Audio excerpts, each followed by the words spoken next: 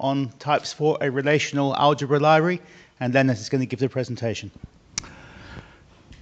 Good morning, everyone. So if you thought you were going to hear about something new and exciting, you'd better go for one of the other workshops, because this is an experience report.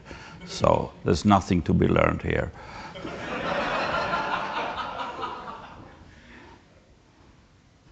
Oh.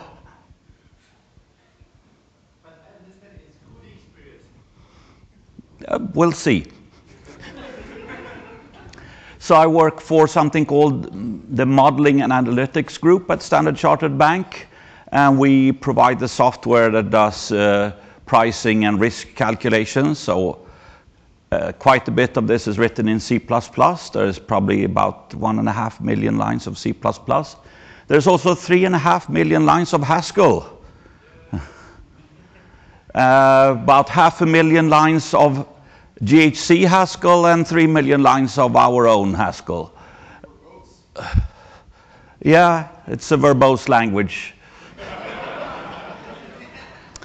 We have about 13,000 modules, and 5,000 of those modules actually import this relational algebra library. Relational algebra is a really nice way of processing data. I think it's a pity that there isn't something sort of standard library for this in Haskell. So this is not accessing a database or anything external like that. It's just relations as a data structure that you manipulate. So this relational algebra library, it's written in C++, so it's pretty nice and fast, but it's used from Haskell, and so that has some problems. So what do I mean when I say relations? So relations are sort of like tables of data. So there are a number of columns. Each column has a name and it has a type. So here are some examples. Some employee records that has a name and an ID and a department. And they have some types, and there are some values there. And so you have they are a bit like records. You have a set of columns, so they're not ordered in any way, these columns. And also you have a set of rows, so the rows are also not ordered in any way. Not that any of this will play any importance in, not the row ones will not play any importance in what I'm talking about. But the unordered columns is a source of annoyance. So for example, if you have two employee records, you could imagine taking the union of these, and then it will do set union on the rows. Nothing too exciting.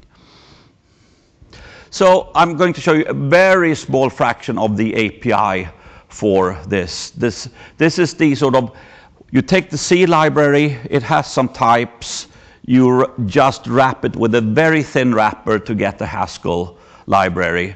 And here are some of the functions you get. So the union I showed you, for instance, it has type drel, arrow, drel, arrow, drel. So drel is the type of these relations, and the D stands for dynamic, meaning this is dynamically type checked.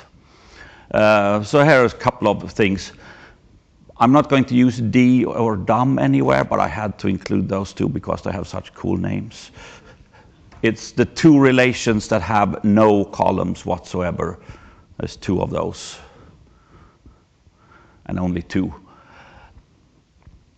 So yes, you can take union, you can do relational join, project, for instance. It takes a relation and says, I only want to keep these particular columns. So here is the names of the columns you want to keep, and here's the relation, here's the new relation you get back. Or you can take a relation and say, I want to add a new column. So you take a relation, you say, here's my input column, here's my output column. I have a function that operates on the input column and gives you new values to put in the output column. So what could possibly go wrong here when all relations have the same type? I mean, it's like having a record system where all records have the same type. There's plenty of room for wrong. So, for instance, you can try to take the union of the employee and the departments. There's nothing wrong with the types. They're both drels, But of course, at runtime, the C++ code will detect that something went wrong. So we would like to do better than this. So this is the way things had been for about 7 years, I think. And I thought that finally Haskell has enough weird features that we can make something nicer than this. So, I mean, I didn't experiment with this already 10 years ago, that sort of, yes, it's possible in principle to make nicer types for these things, but it's so clumsy that no one would want to use it. So we need some static types, but we want to make people who use these happy. So there are some design goals that are more or less necessary to fulfill. So the syntax shouldn't be too different from the old syntax, because we expect people to convert from their old code to the new statically type-checked one, and that shouldn't be too hard. There should be no runtime overhead. People are worried about such things. Type inference should work. I mean, this is Haskell. We expect type inference to work. We want to be able to write some kind of polymorphic function so that can operate on relations whose type we don't fully know. We just know that there is a column of a particular name. It's like, if you can think of this as some kind of record type system. You want to be able to select the X field from a record, regardless of what kind of record it is, as long as it has an X field. And we want to have good error messages when something goes wrong with the static types. So do we even need to change the syntax at all? Let me just go back to this. So we have to do something, because, say, project here, it takes a number of names of columns that we want to keep. So these names had better be in this relation, and they will not be in that relation. So if we had some proper dependently typed language, we would be able to express this and maybe keep exactly the same syntax. But we don't, so we have to do something, has to change in the type of project. So the only really tricky bit here is to get some nice type equalities for relations. So here are some, these are not Haskell types, this is some made up syntax. So if we have a relation that has an A field, an A column and a B column, that should have the same type as something that has a B column and an A column if the types match up. But Haskell does not have any kind of type level sets. So I mean, this is a set of columns we have. And Haskell has no way of changing what type equality is. Type equality is structural type equality and nothing else. So, but we still want to be able to, in the code that we write, have both of these in there and have them mean the same thing. So if there's one slide that contains the only thing you need to know, it's this one. So we have to make our own sets. So, well, first of all, the new statically typed relations are just going to be a new type on top of the dynamically typed relations, where we have a phantom type variable, this fs thing. And this fs thing is going to be a field set. So I'm introducing new kinds now of things, because I like to be able to have sort of static typing in my type level programming as well, so I need kinds. I'm not using GHC syntax, I'm using something that doesn't exist in any Haskell version to make it fair to everyone. This introduces a new kind, so it's like a data type definition, but it introduces a kind, so it's one level up. So field set is the type of field sets of fields in that sort of sets of these columns, and it's represented by some type constructor fs with a number type level list of fields. So an individual field has a name and a type. So we use an infix type constructor here. It's like an infix value constructor if it had been on the type level. Symbols are the type level strings, and star are the type of types. So these are going to be our sets, and I'll get back to that in just a moment. Let's just see what it might look like if we give the type for, say, this relation. So these are the field K things. It has a type level string, triple colon, which was picked to look like double colon, of course, and a type. And here are these. So what I've written here is not quite true, because this is not a field set. This is actually a list of these things. So this is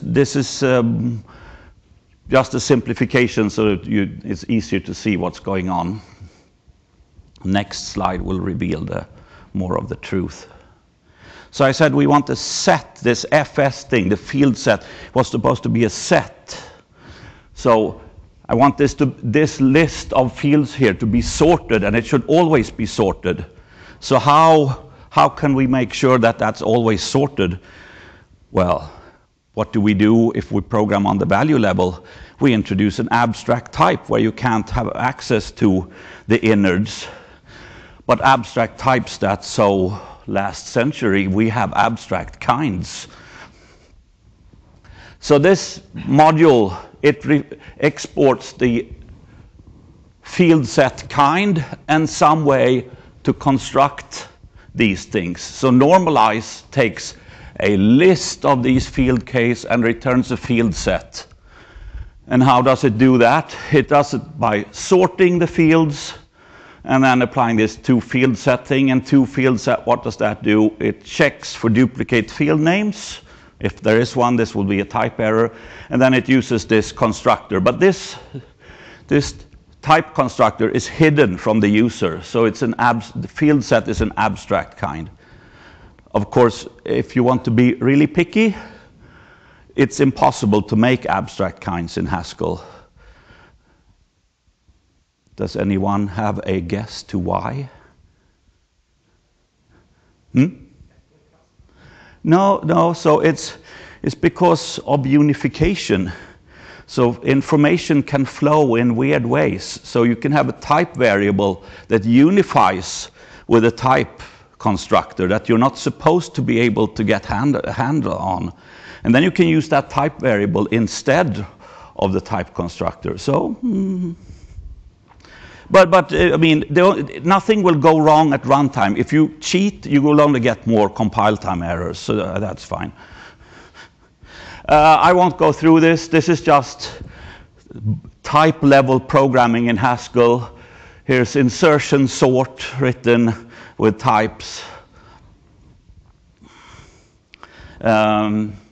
Checking for duplicate fields. So this one is slightly interesting, since we want to be able to report type errors in some different way from the standard Haskell type error messages.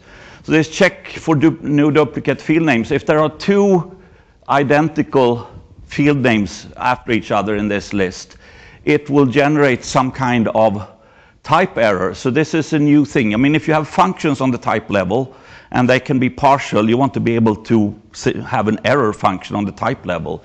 So this type error function is there.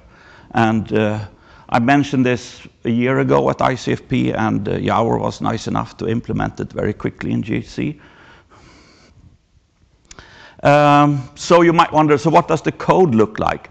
Well, let's take union. The code, the sort of actual code is boring because it just strips off the new type constructor, calls the dynamic thing, and sticks things together again. So there's no runtime overhead here. It's just new types. And here is some function that computes the join type, which is, again, just more type level code. I will skip that. Yeah.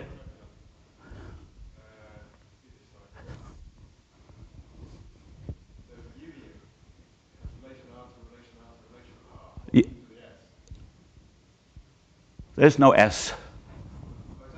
R, R, R. They're all the same. Yeah. I'm a Haskeller. This is what I do.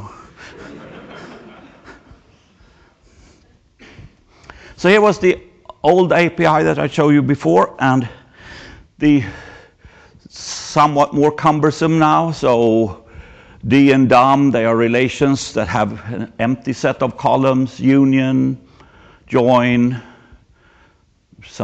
projection. Here, the other projection took a list of strings. This takes a proxy for a list of strings. So list of type level strings, not value level strings. And since you can't pass type level arguments. GHC has an extension for that, but our Haskell compiler doesn't. So since we can't pass type level arguments, you have to pass some kind of proxy for those instead. Well, I won't go through with it. Here's something that shows that you can do sort of polymorphic functions. So this extends a relation that has an X field with a Y field. And it says, well, look up X that has to have type int, then they take the relation and it will be the same, the result will be the same relation, but we've added a field called Y. More advanced version of polymorphism. You pass in a proxy for the name of the field, and it computes a new name for the field that you're going to add by taking the old name and doing type level concatenation of strings to produce a new field name, and then it sticks a new field name in there. So this is used a lot, actually. You might think that this is a weird thing to do. It's not what you do with records, but this is what people do with relations. So did we achieve our goals? Similar syntax, yes. A few strings, things that were strings were now type proxies. There's no runtime overhead. Type inference should work well. Yeah, mostly. Polymorphic relation operations, yes. Good error messages. I say, well, mostly, but if you talk to some of my colleagues, they might not agree with me. So what's the problem with the types? So these types are structural types that are nominal. It's hard to give a name for to these sort of column sets. And so you get very large type expressions often. Another problem is that type families are not injective, so type inference doesn't work quite as well. I mean, it produces something, but there are lots of type equals. So here, this is not exactly an example of this. It's something similar. So if I have a function that uses join AB and join BA, they have exactly the same type. Join is a commutative operation. But you get this thing in your context saying this join type level function AB should be equal to join BA. This is always true. But there's no reasonable way that the type checker can know that. It would require very advanced reasoning about these types. Yeah, so types can get large. Here's an example. I'm just kidding, of course, this is not the real type. Here's the real type.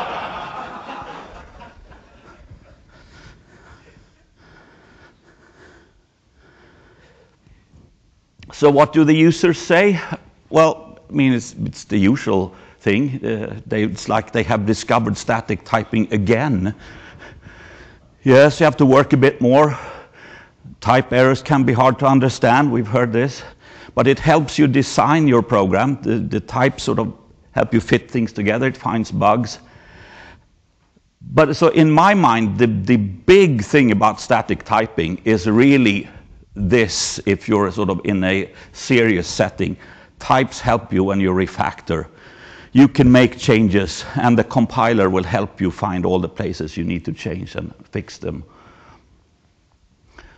And people who have converted their code from dynamic to static, they found a number of bugs in doing so. And I mean, people are pretty much happy. I mean, it can always be better, but it's not too bad.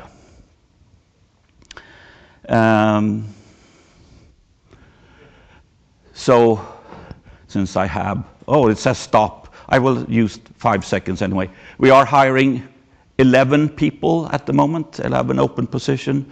One of these 11 should have a strong compiler background.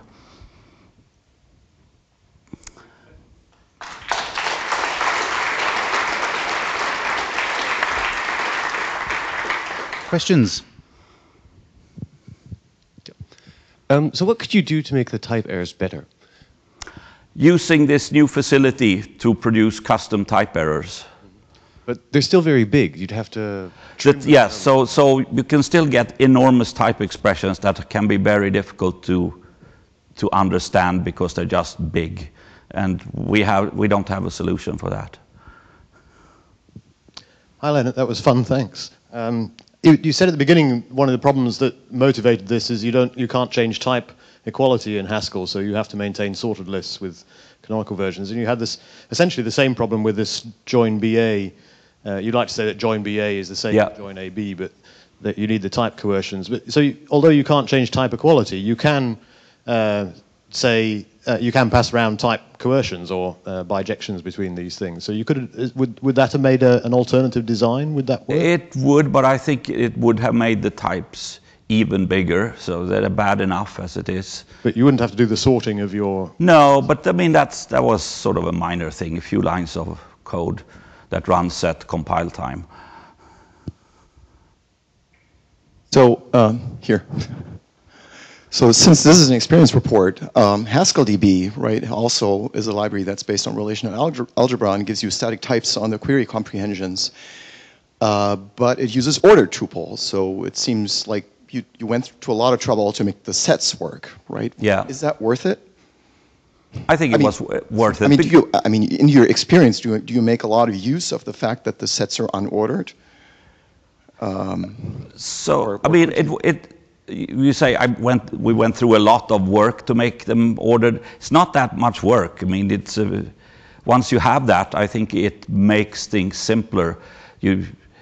The types look more like what you expect rather than having all these extra equality proofs. But you don't need all that machinery if you just resign yourselves to having things be ordered, right? Yeah. Which of most relational algebra libraries. Yes, but we have a lot of stuff that takes, you have this column set and that column set, and now you have a combined one that has all of these. Okay. And then, well, if the library didn't provide the sorting, then you would have to write the sorting, and when you stick them together, so you have a merge. Yeah. I mean, that would have been possible. Okay, thanks. So this looks somewhat like the dual of various things that were presented, for example, last year for encoding extensible variants in Haskell, like the modular reifiable matching paper. So can you talk about the relationship between this work and those encodings of sums? Not in my -3 minutes, but I mean, this is very much related to those kind of things and record type systems. So we're using this for records as well. You can sort of extract one row as a record. Hi. So we have decent tools for figuring out the behavior of our large programs, but not when they're in the type system, it seems. Right? Like we don't have a type REPL, and we can't control evaluation, that kind of thing. What kinds of user interfaces do you think would improve the understanding of the type errors that you're getting out of this? So for these type errors, I haven't really looked into what's wrong with them, rather than that the types are big. Our other type errors, we are fairly happy with. They're better than GHCs. So. But I mean, we're going to get big type errors if we have big types, I think. Yes. So I would like to have something similar to new type, but that works on non-star kinds. But it's completely unclear to me how that's supposed to work, because there's nothing on the value level to guide you on when to go between the two. Okay, one more question, Phil.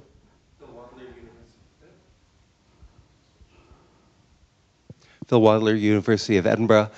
Where does it pinch? In particular, if you do stuff at type level, you often end up writing the same code, like sort, at both levels.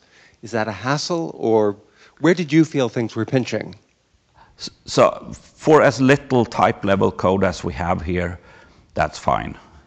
Now the pinch is more in these enormous types that we sometimes end up with. So I mean, an example was that type checking slowed down very much for some code when Andy Moran had just done this. And I looked at it, sort of instrumented the compiler.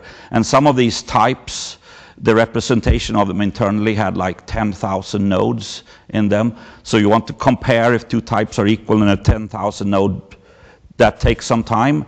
Whereas if you'd written normal sort of Haskell code, you would never have type expressions that big. You would give a new type to them, and then comparing the new types is quick, whereas this thing underneath is big.